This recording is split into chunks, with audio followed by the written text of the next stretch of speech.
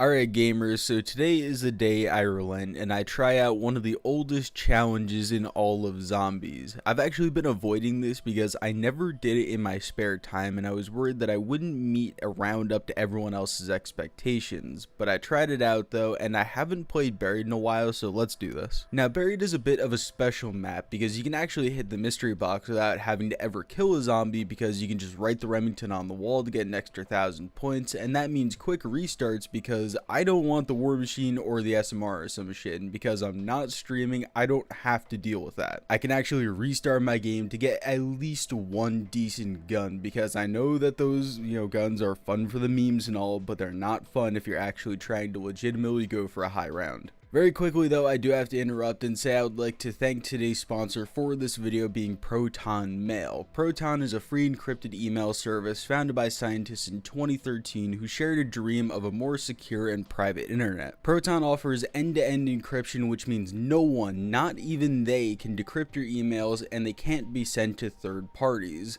They are also covered by Swiss privacy laws, which means your data is protected under some of the most strict data protection laws in the entire world. They are incorporated in Switzerland, and all of their servers are also hosted there. Proton also doesn't track any IP logs, so you are completely anonymous when using their service. They're also open source, easy to use, and used on any device without a need for installation, and comes with a modern inbox design. If you would like to try out Proton for yourself, there will be a link in the description down below that will take you to their website. Also, my email will be popping up on the screen for Proton. If you want to email me, then go ahead. But once again, thank you to Proton Mail for sponsoring today's video. So after about 10 restarts, I finally got something decent in the mystery box. Your dude got the ray gun out of the box, which is actually a freaking pog, bro, because out of all the stuff that I could have gotten for this was probably the second best thing I could have gotten other than the paralyzer. And now I just have to pray that my second mystery box hit doesn't give me something garbage. And alright, the Remington new model, you know what, I'll take that. At least I got a Buried exclusive gun, so that mixes things up a little bit, but they're still both really good. But because now I have a Remington new model and ray gun on round 2, obviously things were going to be a little bit easy for a little while.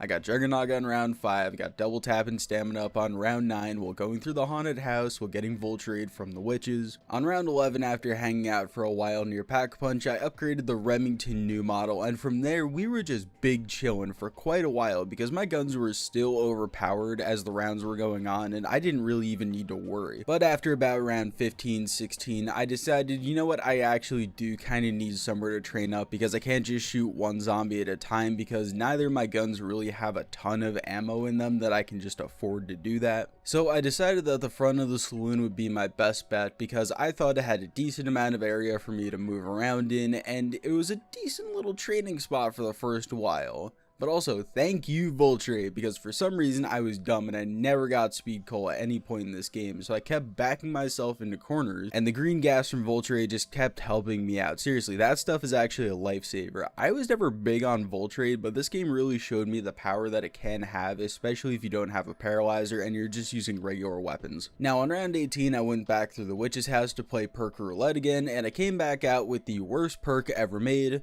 Buck Mule Kick. From there, the saloon was getting a bit too hectic too quickly, so I would train the zombies from the saloon over to the mystery box and then wrap back again.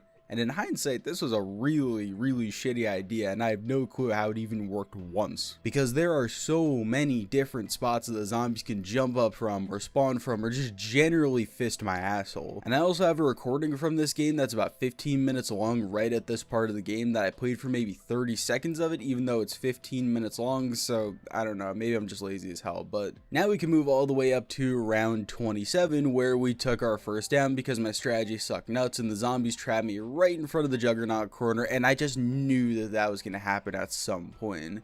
But that was at the very start of the round, so I thought this is GG's. I had no monkey bombs, and all the zombies were just going to spread out, and one of them was just going to end up windmilling me. Luckily though, I went in the one direction that those zombies didn't, and once I got my perks back, I once again played Russian roulette in the witch's house, and I got some Vulture. I mean, you know what, that's pretty good luck actually. I've gotten Vulture twice this game. But after that, I guess I didn't learn my lesson again because I kept doing the exact same strategy that got me killed the first time. But you know what, maybe it is one of those strategies that gets better as the spawns speed up from the zombies, because I was actually rocking this thing for quite a while. I really didn't even have any trouble, which was weird because in the early 20s it was actually quite a pain in the ass, but for some reason it just got easier and easier. And I've run the strategy before and it never seemed to get easier every single time I did it, other than this time. And I rocked this thing all the way through the late 20s and the early 30s without any more downs or that much trouble actually.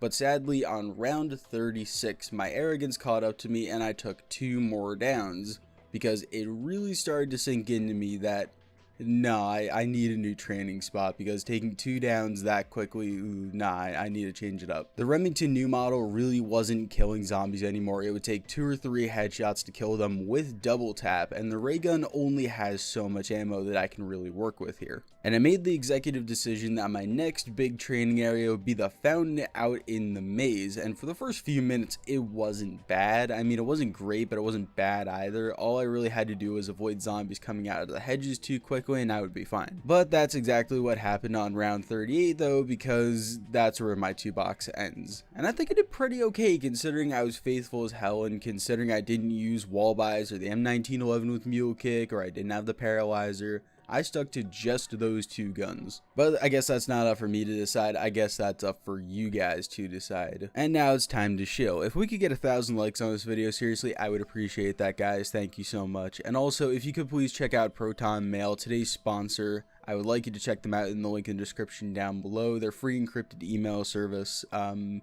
They've actually been very good to me for sponsoring this video, so thank you guys. And if you would like to give me any challenges, please leave them in the comments down below. Any game, any challenge it could be, and I will just end up picking out a bunch of them to do for later videos. So if you want to do that, then go right ahead. Anyway, I'll stop rambling on. I do love you guys so much. I will see you in the next video. Peace.